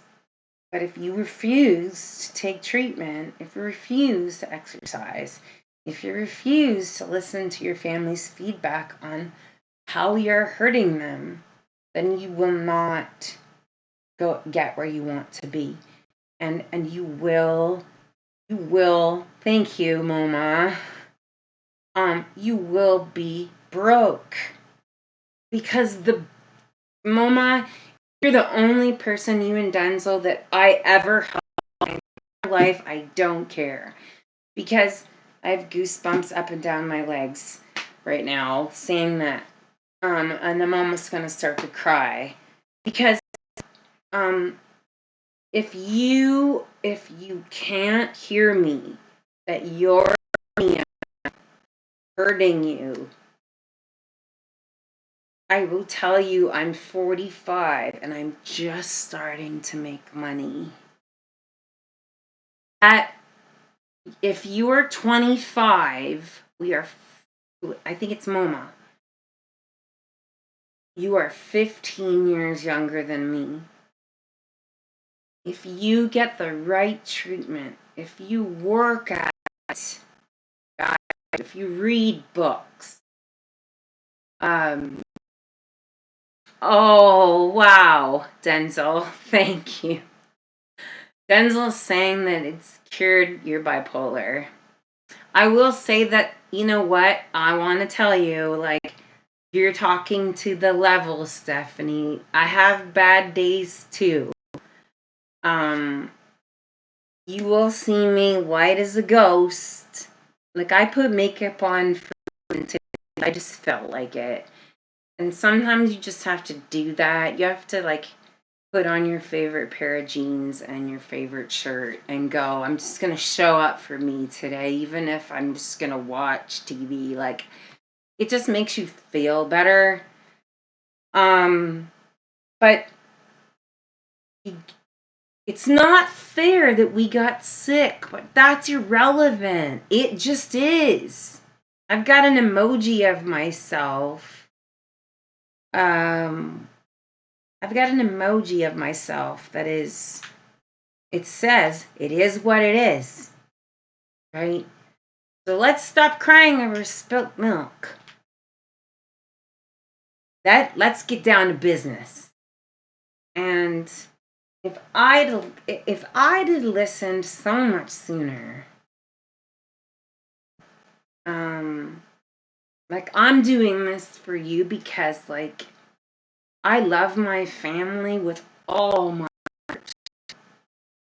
But back in the 80s, the 70s, they didn't know what they know now, and so they didn't help me because they didn't know how. They just thought all Stephanie once in a while does is cry, or she gets really spazzy. My mom and I, we have a funny joke. She says, I used to lay in bed and, oh God, she's awake. So, Moma, you're 28. So yeah. So I'm glad that you're here, both of you, and anyone else that's listening. And if you have friends that are bipolar, and Denzel, you're 60. You know what? I have a saying, it's never too late. It's never too late. My grandma is 90, so that means you might still have 30 years. And she is very busy, very productive. And so, did you know that Colonel Sanders, Denzel, didn't sell his chicken recipe until he didn't go be Colonel Sanders? I think he was 62. Look it up. Kentucky Fried Chicken. 62. You got time, man. Seriously, you've got time. And as far as relationships go, love life, you can't give what you don't have, and that goes for anyone. And self-awareness is key. And you need to know what drives you nuts. Like, separate from being bipolar, figure out what you like, right? Like, if you don't like kids, don't date someone who's got kids. Like, oh, you're 28, but you feel like you're 60, Denzel. I'm with you. My husband is 20 years older than me. Because I have a joke. I say my earth suit is young, but I'm 75 up here. Like, when you're bipolar, you live a lifetime of bull. Right? Unless you have someone that comes along and tries to help. And that's what I'm here to do. So, if you haven't liked my channel, make sure you subscribe to it. Make sure that you hit the bell. Sometimes I talk a long time, and sometimes it might be short. Follow me on Instagram. It was so good he had to wait. Yeah, you mean Kentucky Fried Chicken? That's right.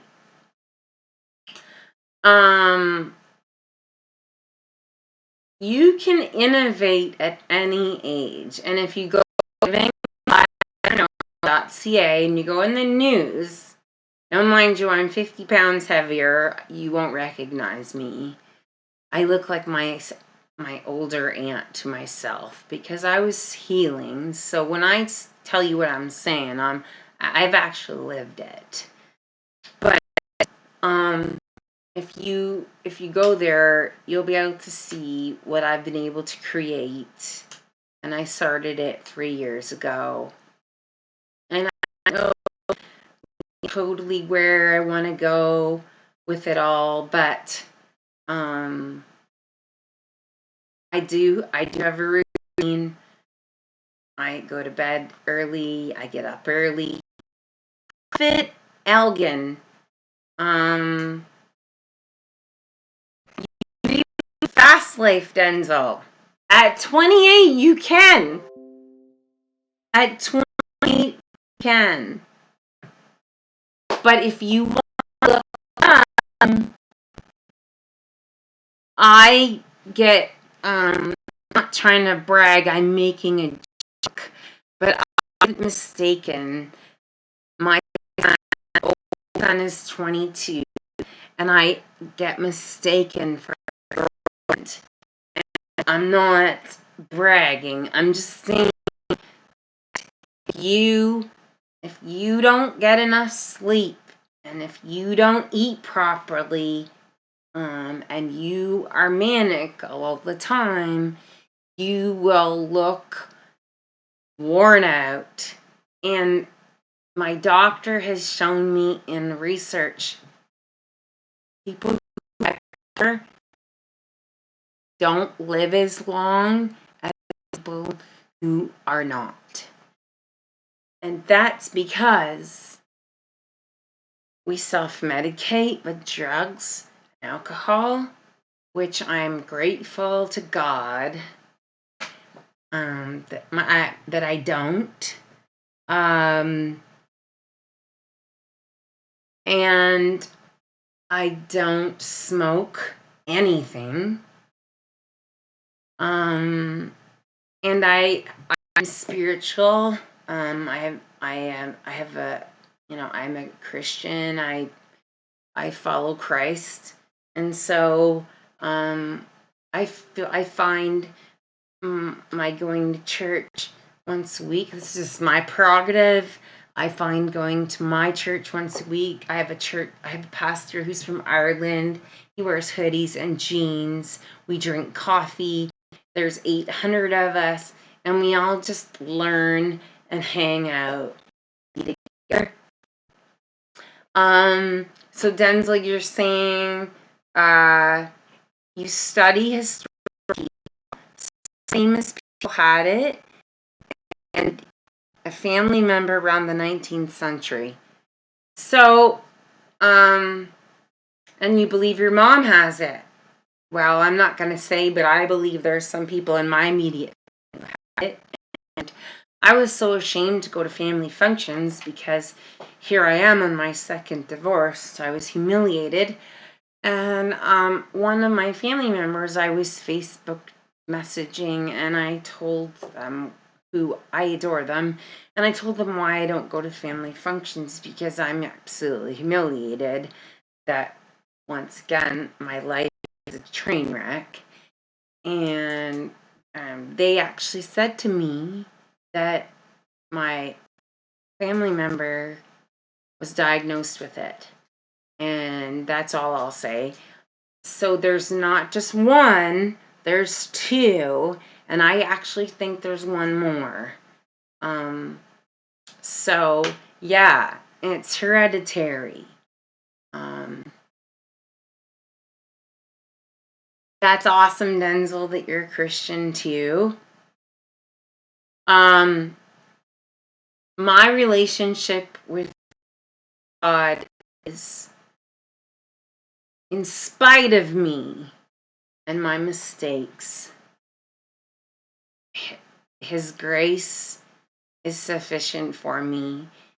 And I make mistakes with my bipolar daily, in how I talk to people and how I treat people. And I'm doing a lot better. But my love of God and knowing how much He loves me keeps me. He helps me before I say something that hurts someone. And so I personally, you can believe whatever you want to believe. It's your life. But I believe in being mindful, being present, asking God for help, saying my prayers of help me today with what to say and what not to say. And my relationship with God on this Easter Sunday, I don't mind sharing that giving my life to Christ is the best thing I ever did. And I ask Him to help me be aware of my mania, my hypomania, so that I can take a step back, take a breath, and then make a good decision. So it's been awesome to hang out with the two of you. Thank you so much for sharing your story with me, Moma and Denzel, and whoever else is watching.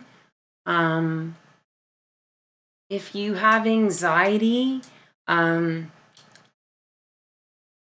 just be with that anxiety and it'll pass. And if you're afraid to do things, like I was starting to get afraid to go to the grocery store because I was afraid of the people I'd bump into because I was so anxious. I felt like I couldn't breathe. And so go to the grocery store. You need to retrain your brain because your brain is wired that you should be afraid of everyone, and you're afraid that people can see inside your brain, which is a weird thought, but you're afraid that people will catch on to you, that you are so afraid. But keep going. I mean, right now during COVID, don't keep going to the grocery store, please. But on a normal circumstance without COVID, be as an example to you, I was starting to be terrified of going to the grocery store because of my social anxiety. The best way science has shown is because of PTSD or bipolar, having a side effect is anxiety. You need to keep doing it. You need to keep going to the grocery store. And as I've joked, someday you're standing in the lettuce aisle and you're like, oh my gosh, I'm not afraid. I'm not. And I'm going to admit, sorry, I keep playing with my hair. I'm not afraid to go out because I keep telling myself thought is not a fact. A thought is not a fact. And so just keep going. So I have to get going because my husband is calling me. He misses me. And how often do I go live? You know what? I wanted to go live like every day, but the funny joke about that is isn't that so like a bipolar person to say like, yeah, like do it every single day? And I said that to my two friends who I did a course with them, and they were watching my videos, and then they started to get and she made a joke like, I live for that bing, that bell sound, but all of a sudden it stopped. And so I think it's more realistic with my business being so successful right now. I sell food for a living, and it's an essential service, and so I'm still working full time. I'm not at home with all the time in the world. So I'm going to tell you that I'm going to do once a week.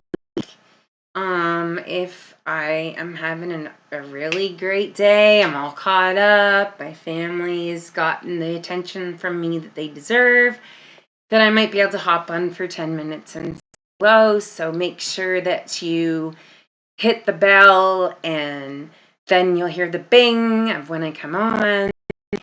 And go to my Facebook page. It's Stephanie Brown. There might be a lot of Stephanie Browns. I do a lot of, showing how to exercise and stuff like that, that you might like. So you know that. So I guess you're already on there with me. That's cool, Denzel. So I wish you happy Easter, and remember that we're in this together, and that you're not crazy, that you have an illness that you can manage with the right help and support. And if I'm not around to talk to you, make sure in Germany or in New York, you know the 1-800 numbers if you have that sort of thing, to counselors that are available to talk to you. If you just need to vent, you're welcome to write me a message and I'll read it, and it doesn't matter how long it is. and together we'll get well, be stable, and stay well. So I just ask you to share my channel with other people. Share my other channel with other people that you think would benefit. I'm not here to be famous. I've already experienced that life. And maybe Denzel, you saw on Facebook all the pictures of all the cool stuff I've been able to do as a touring musician. I already know what it's like to feel famous. This is just about being a good person, a good human, and someone in my family committed suicide. And so if I can help you resonate with me, then maybe lives can be saved. And always, always, if you are really, really not okay, go to the hospital. I don't know right now what you do in COVID, but if you're having a rough time, be aware of, in the COVID circumstances, if you were suicidal, what you do, so that if you had to go, you know what to do. Because sometimes this illness is really hard on us. So you are loved, you're important, you're special. And I said it earlier, I'll leave this. For Christmas, my husband gave me this really pretty necklace, and it's real, you can't really see it maybe, but these are all, like right here, links, right? And each link tied together keeps the necklace together so that the diamond, the very sparkly diamond, can stay attached, right? I want you to think of yourself as the link on this chain. And if you're not here, it's broken. And until that part heals, that you're gone, I truly believe that the whole world falls apart when someone commits suicide. And it takes a while, and then we have to go take the necklace and get it fixed so that the diamond can sit and shine, right? Together, connected, we make the diamond shine. And you make the sun shine by being who you are. And you will find your way through this and your purpose. So don't break the chain, because we need you. All right? So good night. Bye. Happy Easter. Don't eat too much chocolate. Go to CrossFit Elgin. They're doing CrossFit over Zoom, and like, this is the internet, so like you and I could work out together with my coach. So go into my Facebook. Maybe Moma, you could help.